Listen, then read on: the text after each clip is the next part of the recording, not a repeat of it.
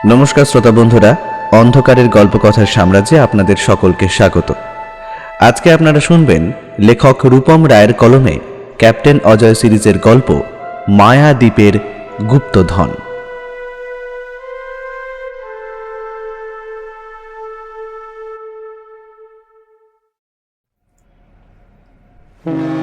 আজ থেকে প্রায় 2 সপ্তাহ আগে এই পুরনো জাহাজটায় চড়ে 3 বন্ধু রওনা হয়েছে নতুন অজানা এক দ্বীপের উদ্দেশ্যে। যে দ্বীপ হয়তো লুকিয়ে রেখেছে তাদের জন্য হাজারো অজানা বিপদের আশঙ্কা, আর তার সাথে আগলে রেখেছে বিপুল ধনভাণ্ডার।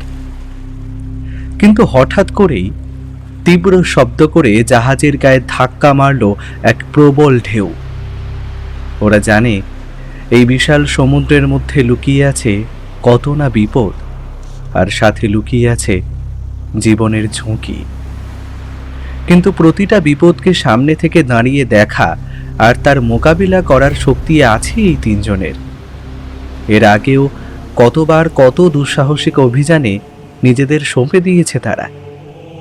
ওরা ভয় পায় না যে কোনো অভিযানে ঝাঁপিয়ে পড়তে। নিচে নিবিড় নীল গভীর জলরাশির বুক চিরে তখন এগিয়ে চলেছে তাদের এই পুরনো জাহাজ। আগের এক অভিযান থেকে যে একটু পরিমাণ ধনসম্পদ তারা আনতে পেরেছিল তা দিয়েই তারা কিনেছে এই পুরনো জাহাজটা।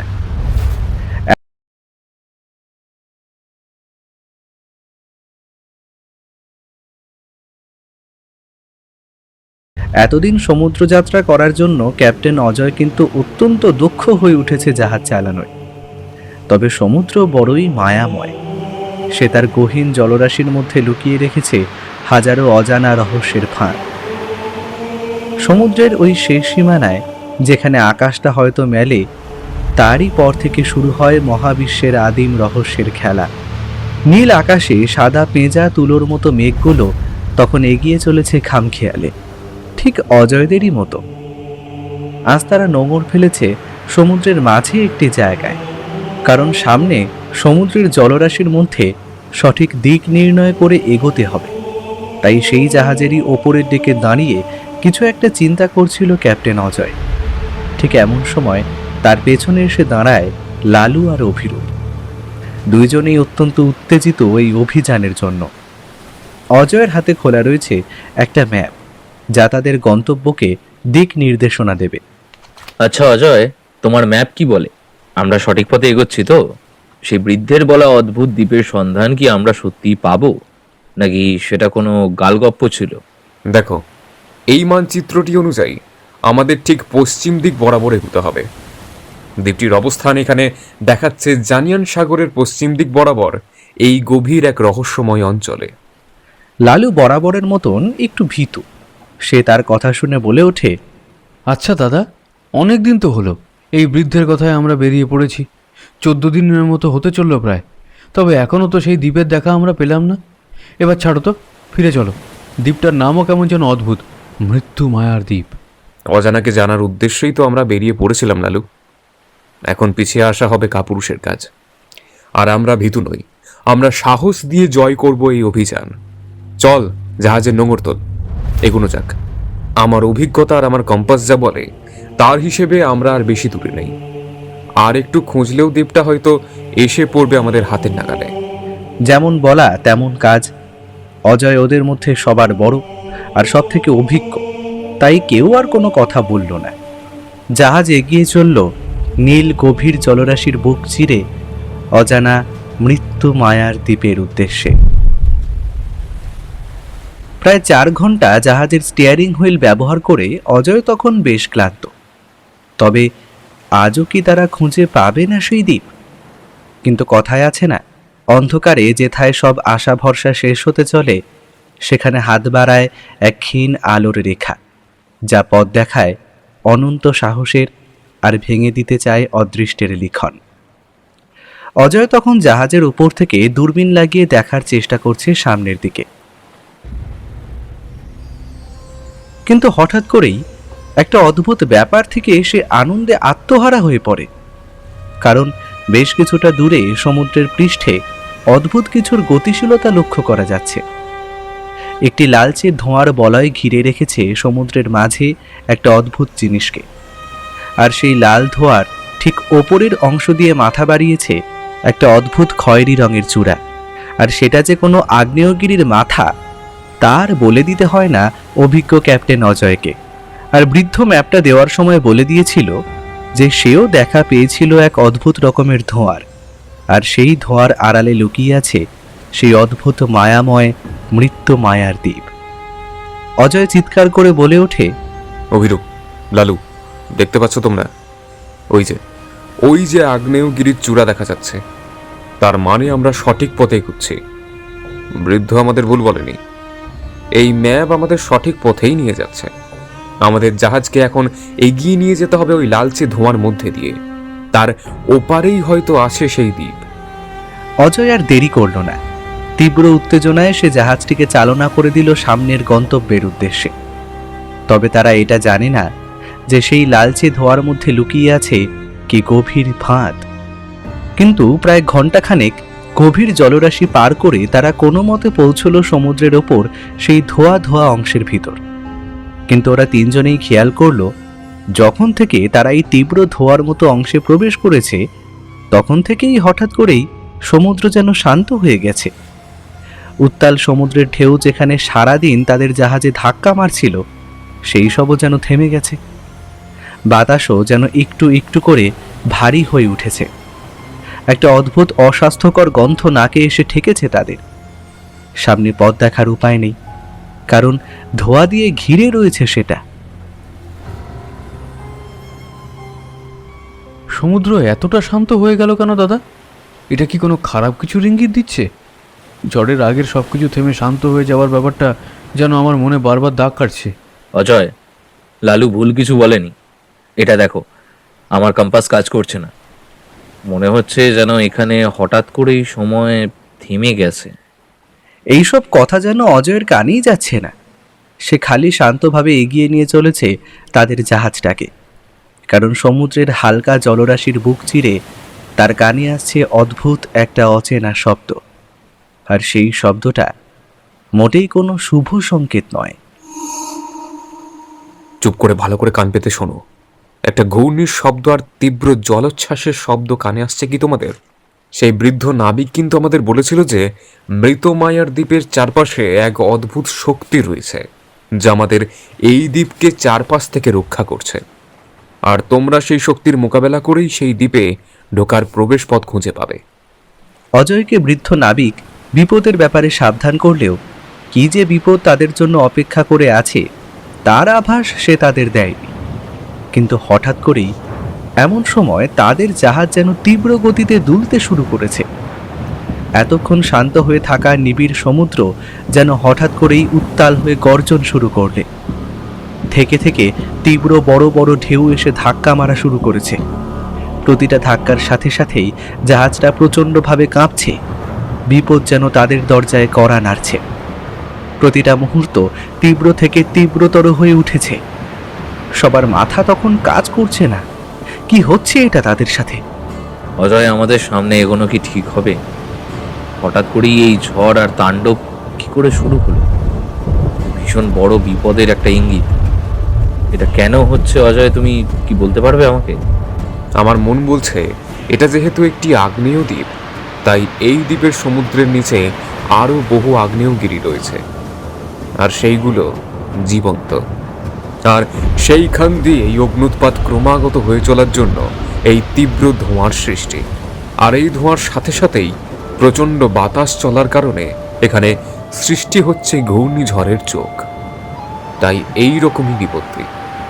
কেউ ভয় পেও না। আমরা এই ধোঁয়া থেকে বের হতে পারলেই পৌঁছে যাব দ্বীপটার খুব কাছে। আমরা জাহাজে যদি প্রবল ধোঁয়ায় ঢেকে যাই তবে তো সামনের পথ দেখতে পাবো না, তখন এগোবো কী করে? কথাটা বলার সাথে সাথেই বাইরে প্রচণ্ড হাওয়ায় জাহাজের মাস্তুলের উপরের একটি দড়ি সেই হাওয়ায় দাপট সহ্য করতে না পেরে ছিঁড়ে আঁচড়ে পড়ল। আর সাথে সাথেই জাহাজের দিক পরিবর্তন ঘটল। জাহাজ এখন নির্দেশ মানছে না। যে কোনো সময় তীব্র হাওয়া যেন তাকে ডুবিয়ে দেবে গভীর সমুদ্রের জলরাশির বুকে। অজয় এত বিপদের মধ্যেও নিজেকে শান্ত করে চিৎকার করে বলে উঠল, লালু আর অভিরূপ, তোমরা দুজনেই সামনের ছেঁড়া মাস্তুলের দড়িটা ধরে থাকো। জাহাজকে আমি সোজা পথে চালনা করছি। ওই মাস্তুলের দড়ি ছেঁড়া হলে আমাদের বাঁচার কোনো আশা থাকবে না। তোমরা তাড়াতাড়ি যাও। যেমন বলা তেমন কাজ। লালু আর অভিরূপ ছুটে গেল তীব্র গতিতে জাহাজের উপরের অংশে, চেপে ধরল ছিঁড়ে যাওয়া মোটা মাস্তুলের দড়িটা। ঝড়ের গতি যেন একটু একটু করে বেড়েই চলেছে। প্রতিটা মুহূর্ত যেন জানান দিচ্ছে তাদের মৃত্যু বিপদের কথা। হয়তো এই জাহাজ ডুবলে এখানেই ঘটবে তাদের সলিল সমাধি। কিন্তু অজয় ভয় পায় না মৃত্যুর এই হাতছানিকে। প্রচণ্ড গতিতে জাহাজ এগিয়ে চলল সামনের ধোঁয়া ওঠা অংশ পেরিয়ে। কিন্তু একটু সময় পরে যেন সবকিছুই একটু একটু করে থেমে গেল। চারিদিকের ধোঁয়া ধোঁয়া অংশটা ধীরে ধীরে পরিষ্কার হচ্ছে। হাওয়ার বেগও যেন আস্তে আস্তে কমতে কমতে শেষে থেমে গেল। অনেক কষ্টে তাদের জাহাজ সেই অন্ধকার ধোঁয়া অংশের থেকে বেরিয়ে এসে দ্বীপের অনেকটা কাছে এসে পৌঁছল। আমরা পেয়েছি দাদা, দ্বীপটি এখন আমাদের সামনে। কিন্তু কি ভয়ঙ্কর দেখাচ্ছে এটাকে, দেখো। দ্বীপটিকে যেন তখন ঘিরে রেখেছে হালকা কুয়াশার একটা আস্তরণ। হালকা ঠান্ডা বাতাসে ঘন কুয়াশা ছড়িয়ে পড়েছিল চারিপাশে। দ্বীপের অদ্ভুত কিছু গাছপালা আর সবুজ নজরে পড়ছিল তাদের। আমরা প্রস্তুত। এখন আমাদের দ্বীপের রহস্য উদ্ঘাটন করতে হবে। তবে আজ রাতটা এখানে বালির চরে আমরা তাঁবু খাটিয়ে বিশ্রাম নেব। রাতে দ্বীপের অচেনা জঙ্গলে পাড়ি দেওয়া বুদ্ধিমানের কাজ হবে না। সকালে পথ পরিষ্কার হলে আমরা সামনে এগুব। যেমন বলা তেমন কাজ। ওদের জাহাজ নোঙর ফেলল মৃত্যু মায়ার দ্বীপের অদ্ভুত সাদা রঙের বালুচরে। ভোর হওয়ার সাথে সাথেই সূর্য উঁকি দিল নির্জন দ্বীপের লালচে ধোঁয়ার মধ্য দিয়ে। কাল রাতে যে দ্বীপ ঢেকেছিল নির্জন কালো অন্ধকারে, আজ সে ধীরে ধীরে নিজের রূপ প্রস্ফুটিত করে তুলেছে। পুরো জঙ্গলের বড় বড় গাছগুলো যেন দাঁড়িয়ে আছে এক একটি বৃহৎ অন্ধকার দৈত্যের মতো। তাদের আয়তন এতই বৃহৎ যে বনস্পতির ছায়া ভেদ করে সূর্যের আলো সেই জঙ্গলে প্রবেশ করতে পারে না।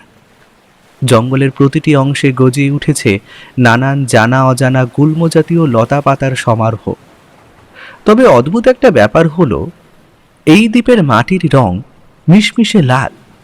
শুধু সমুদ্রের তীরবর্তী অংশে সাদা বালি চিকচিক করছে।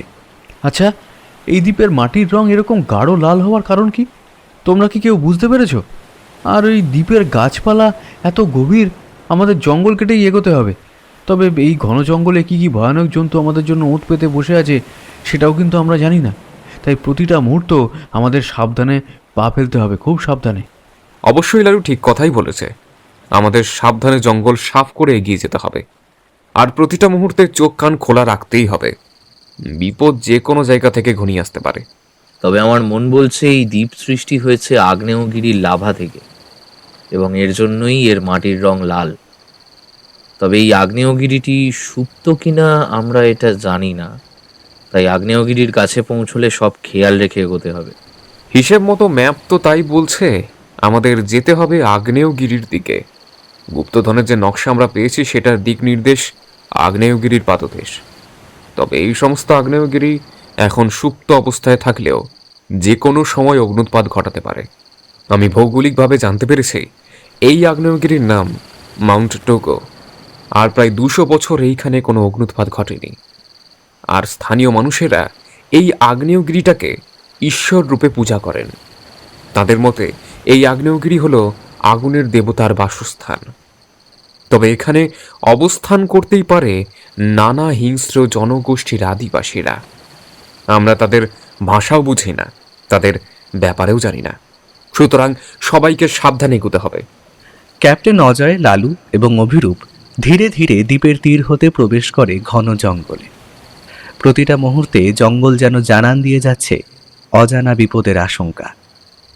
ওরা তিনজনে নিজেদের ব্যাগে টেন্ট, যাবতীয় খাবার সামগ্রী, ওষুধপত্র এবং প্রয়োজনীয় জিনিস নিয়ে এসেছে। তবে জল আছে সীমিত, তাই পাহাড়ি কোনো ঝর্ণা অথবা নদী জাতীয় কিছু খুঁজতে হবে যাতে জলের অসুবিধে না হয়। ওরা প্রায় 3 থেকে 4 ঘন্টা জঙ্গল সরিয়ে এগোনোর পর জঙ্গলের ঠিক মাঝখানে আবিষ্কার করে একটা বড় বড় ধরনের ফাঁকা জায়গা। ওরা ঠিক করে এখানে বসে একটু জিরিয়ে নেওয়া যাবে, তাই সেখানেই বসে পড়ে। ঘামে শরীরের জামাটা ভিজিয়ে দিয়েছে, তবে ওরা জানে তারা কি করছে। এই অক্লান্ত পরিশ্রম করেও তারা সুখী। ওদের কেরানির মতো কোনো অফিসে বসে দিন কাটাতে হচ্ছে না। এ জীবন ঢের গুণ ভালো। এতে আছে অজানাকে জানার খিদে। সামনে কি বিপদ তাদের অপেক্ষা করে আছে সেটাও কেউ জানে না। আছে খালি বুক ভরা সাহস আর উদ্যম, যা তাদের নিয়ে গিয়ে ফেলে বিভিন্ন অভিযানে। ওরা নিজেদের ব্যাগ দিয়ে হালকা শুকনো খাবার বার করে খাচ্ছিল একটা বড় নাম না জানা গাছের নিচে বসে। আর সেই গাছের নিচেই গজে উঠেছে নানা রকম ঝোপঝাড়। তবে হঠাৎ করেই ওদের অজান্তে একটা অদ্ভুত ঘটনা ঘটে যায়, যার জন্য ওরা কেউই প্রস্তুত ছিল না। বিপদ হয়তো আসে এমন অতর্কিতেই। অভিরূপ চিৎকার করে বলে ওঠে, লালু, ওখান থেকে সরে যা তাড়াতাড়ি, ওটা না হলে আমাদের উপর হামলা করবে। ব্যাপারটা তখনও কেউ বুঝতে পারেনি, কিন্তু এবার অজয়ের চোখ পড়ে অভিরূপের বলা জায়গার উদ্দেশ্যে। বড় গাছটার নিচে ঝোপের পাশ দিয়ে বেরিয়ে এসেছে একটা অদ্ভুত লম্বা আকারের বৃহৎ জীব। এই জীবকে ওরা সবাই চেনে, তবে এটা যে এত বড় হতে পারে তা আন্দাজ করতে পারেনি। একটি হাত পাঁচেকের লম্বা এবং বেশ মোটা ধরনের বাদামি রঙের বড় সাপ ফনা তুলেছে সেখানে। সাপটার শরীরের বাদামি রঙের সাথে সাথে হলুদ ছোপ স্পষ্ট নজরে আসছে তাদের। সাপটা যে বিষধর সেটা সহজেই আন্দাজ করা যায়। এ সাপের ছোবলে যে কোনো সময়ে একটি স্বাভাবিক মানুষের মৃত্যু ঘটতে পারে। তবে অজয় সর্বদা এই রকম বিপদের জন্য প্রস্তুত। সে অতর্কিতে দ্রুত গতিতে তার পকেটে হাত ঢুকিয়ে বার করে আনলো একটি আগ্নেয়াস্ত্র। লালু আর অভিরূপ দুজনেই জানে অজয় একজন ক্র্যাক শট শিকারী। তার গুলি অতি সহজে ফসকায় না, তবে অজয় সেটা ব্যবহার করে বিপদে পড়তে, কারণ তার বন্যপ্রাণী হত্যায় তীব্র অনীহা। যদি সাপটা ওদের উপর আক্রমণ করে তবেই সে সেটা ব্যবহার করবে। কিন্তু সাপটা আর তাদের সময় দেয় না। ফনা তুলে একটু একটু করে এগিয়ে আসতে শুরু করে লালুর দিকে। সাপটার লকলকে জিভ বারবার ভিতরে ঢুকছে আর বেরিয়ে আসছে। ওর চোখ সামনে লালুর দিকে নিবদ্ধ। কিন্তু এর মধ্যেই অজয়ের দিক থেকে শোনা গেল একটা খুট করে শব্দ, আর সেই শব্দ জানান দিল তার হাতে তার বন্দুকটা চলে এসেছে। একটা মুহূর্ত সময় অতিবাহিত না করে অজয় নিশানা করে কান ফাটানো শব্দে বন্দুক টিপে দিল, আর সঙ্গে সঙ্গে অত বড় একটা মস্ত জীবের দেহ ছিন্ন ভিন্ন হয়ে পড়ে থাকলো মাটিতে। গুলিটা লেগেছে সাপের ঠিক মাথায়। চারিদিকের মাটি তখন রক্তে ভিজে যাচ্ছে। এখন সবাই বিপদ থেকে মুক্ত। অজয় একটা দীর্ঘশ্বাস ফেলে বলল, তোমরা নিজেদের অস্ত্র সব সময় প্রস্তুত রাখো। দেখলে তো কেমন একটা বড় বিপদ ঘটে যেতে পারত। এই জঙ্গল তোমার সাধারণ জঙ্গল নয়। এই জঙ্গলের প্রতিটা কোণে লুকিয়ে আছে অজানা আশঙ্কা, অজানা বিপদ। চলো এগুলো যাক এবার। আর অভিরূপ, তুমি কিন্তু ম্যাপটা দেখতে থাকো সব সময়, কারণ দিক নির্দেশ ভুল হলে আমাদের সময় আর শ্রম দুটোই নষ্ট হবে। হ্যাঁ, আমি সেটা নজর রাখছি, তবে আমাদের কম্পাস মোটামুটি খারাপই বলা যায়। কেন জানি না, আমরা এই দ্বীপে প্রবেশ করার পর থেকেই আমার কম্পাসটা অকেজো হয়ে গেছে।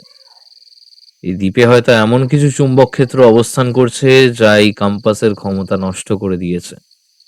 তারা আবার এগিয়ে চলে জঙ্গলের পথ ধরে। সকালের খাওয়া পেটে পড়ার সঙ্গে সঙ্গে তারা যেন শরীরে আলাদা রকম একটা বল পেল। এবার তারা প্রস্তুত জঙ্গলের পথে অগ্রসর হওয়ার জন্য। জঙ্গল যেন আরও ধীরে ধীরে গভীর এবং ঘন হয়ে উঠছে। এর মধ্যে হঠাৎ করেই আর এক বিপত্তি ঘটে তাদের সাথে। হঠাৎ মাটির নিচ থেকে বেরিয়ে থাকা একটি অজানা উদ্ভিদের লতা অভিরূপের পায়ে জড়িয়ে যায়। অভিরূপ সেটা জড়িয়ে যাওয়ার সাথে সাথেই ভয় চিৎকার করে মাটিতে পড়ে যায়। দাদা, আমাকে বাঁচাও! এই লতাটা যেন আমার পাটা আষ্টে পৃষ্ঠে ধরেছে। আমি আর এগোতে পারছি না, নড়তেও পারছি না।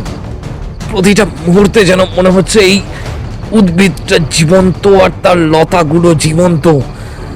এই উদ্ভিদের লতার মধ্যে অবস্থান করছে কিছু কাঁটা, যা ধীরে ধীরে আমার পায়ে বিঁধে যাচ্ছে। তুই ভয় পাস না অভিরূপ, আমি আসছি।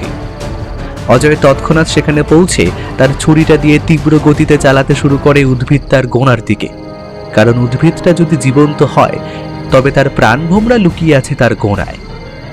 অভিরূপ ততক্ষণে তীব্র যন্ত্রণায় চিৎকার শুরু করেছে।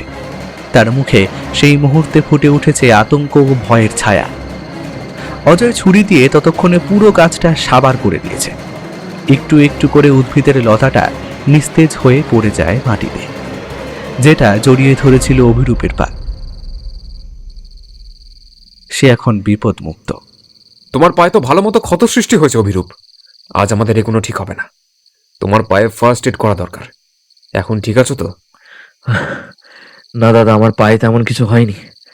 লতাটা খালি আমার পা জড়িয়ে ধরেছিল, হালকা একটু কাঁটা বেঁধেছে বটেই, তবে তেমন গুরুতর নয়। আমি এগিয়ে যেতে পারবো। ওরা ধীরে ধীরে এগিয়ে চলে সামনে জঙ্গলের পথে। ওরা জানে না ওদের জন্য আরও কি বিপদ সাজিয়ে রেখেছে এই মৃত্যু মায়ার দ্বীপ। তারা সেদিনের মতো জঙ্গলের প্রচণ্ড পরিমাণ ঘন পথ হেঁটে ক্লান্ত হয়ে পড়েছে। দিনের আলো আস্তে আস্তে কমে আসছে, তাই তারা ঠিক করে এখানে তাঁবু খাটানো ঠিক হবে। রাতের অন্ধকারে পথ চলা সঠিক নয়, কারণ যেখানে সামনের পথ অদৃশ্যমান এবং বিপদ সংকুল, তাতে না এগোনোটাই বুদ্ধিমানের কাজ। অজয়, জঙ্গলের এই দিকটা একটুখানি দেখো। এই জায়গাটা বেশ ফাঁকা। এখানে আমাদের রাত্রিবাস সঠিক হবে তো? তোমরা কি বলো?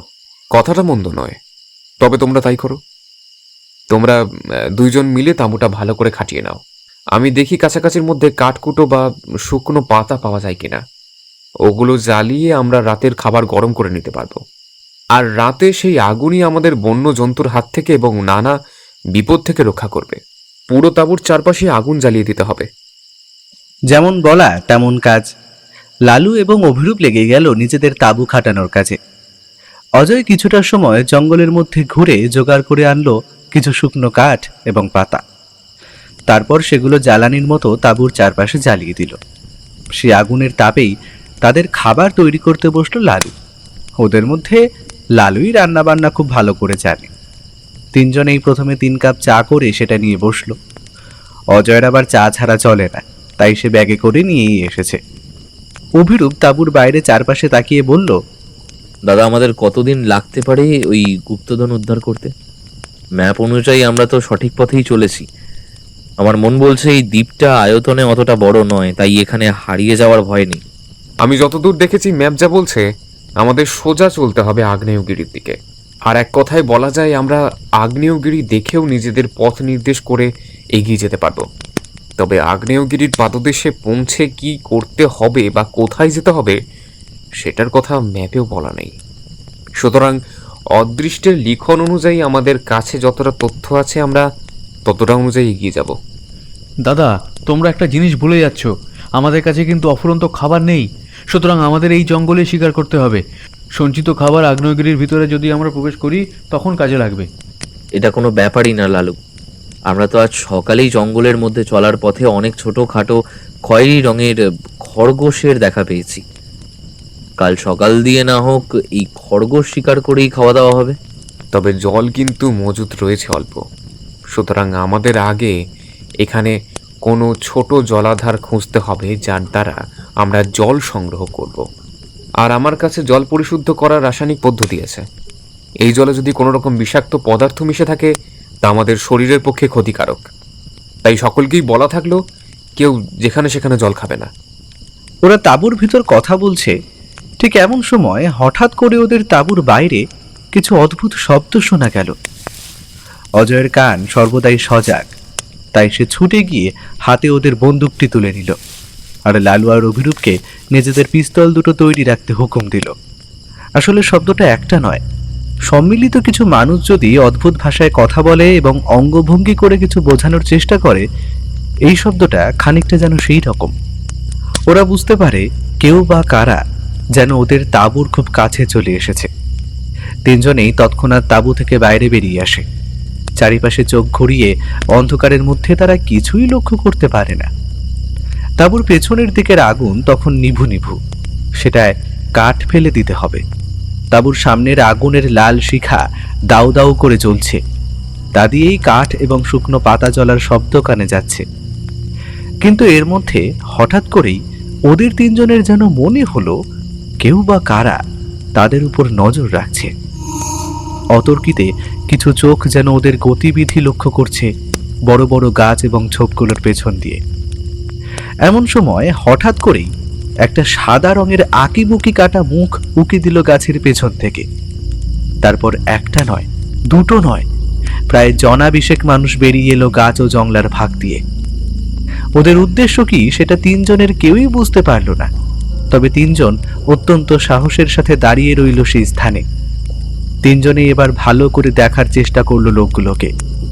এই অদ্ভুত মানুষগুলোর প্রত্যেকেরই গায়ের রং মিশমিশে কালো, আর রাতের বেলা তারা যেন অন্ধকারের সঙ্গে মিশে গেছে।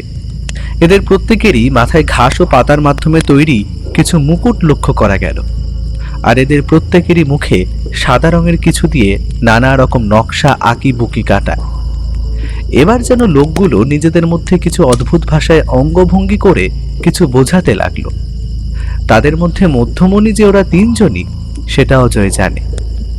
আরো ভালো করে দেখলে হয়তো দেখা যাবে এই আদিবাসী লোকগুলোর প্রত্যেকেরই হাতে শোভা পাচ্ছে তীর, ধনুক অথবা বর্ষার মতন ধারালো অস্ত্র। অজয় ফিসফিস করে বলল, তোমাদের আগে থেকেই বলে দিলাম ওরা কিন্তু দলে ভারী, তাই যাই হয়ে যাক মাথা গরম করবে না এবং নিজেদের বন্দুক বার করবে না। আশা করি ওরা আমাদের ওপর হামলা করবে না। আমরা এখন একটা কাজ করব, আমাদের অস্ত্রগুলো মাটিতে রেখে দিয়ে ওদের বোঝাতে হবে আমরা ওদের বন্ধু, শত্রু না। অজয় সর্বোপরি নিজের বন্দুকটা মাটিতে রেখে নিজের হাত মাথার ওপর দিয়ে বোঝালো তারা যুদ্ধ চায় না। ওর দেখা দেখি লালু এবং অভিরূপও তাই করল। এরই মাঝে আদিবাসীগুলো আরো এগিয়ে এসে এক অজানা ভাষার তিনজনকে কিছু একটা বলতে চাইছে। এই আদিবাসীদের প্রত্যেকেরই মুখে তখন একই কথা তাদের দিক থেকে আসছে, সুতরাং ওরা তিনজনেই এই ভাষা কিছুই বুঝতে পারল না। অভিরূপ তখন তাদের কিছু অঙ্গভঙ্গির মাধ্যমে বোঝানোর চেষ্টা করলো তারা তাদের ক্ষতি চায় না। তবে হঠাৎ করে এমন সময় লোকগুলোর মধ্যে থেকে একজন ষণ্ডা গোছের মানুষ এগিয়ে এসে ভাঙা ভাঙা ইংরেজিতে বলল, আর তোমাদের এই জঙ্গলে কি চাই? আর কি উদ্দেশ্যেই তোমরা এখানে এসেছো? এরা কিন্তু তোমাদের এখানে আসা সঠিকভাবে দেখছে না। আমি নির্দেশ দিলে ওরা এক্ষুনি তোমাদের মেরে এখানেই পুঁতে রেখে দিয়ে যাবে। তোমাদের এখানে আসার আসল কারণ বলো দেখিনি তাড়াতাড়ি। লোকটার মুখে ইংরেজি কথা শুনে ওরা তিনজনেই যেন বুকে বল পেল। অজয় তৎক্ষণাৎ ইংরেজিতে জবাব দিল, আমরা এখানে ক্ষতি করতে আসিনি, আমরা এসেছি কিছু রহস্য উদ্ঘাটন করার উদ্দেশ্যে। তবে আপনারা আমাদের আতিথেয়তা গ্রহণ করুন। আপনারা সকলেই বসুন, আপনাদের জন্য সামান্য কিছু পানীয়ের ব্যবস্থা করি। অভিরূপ আর লালু তখনও বুঝতে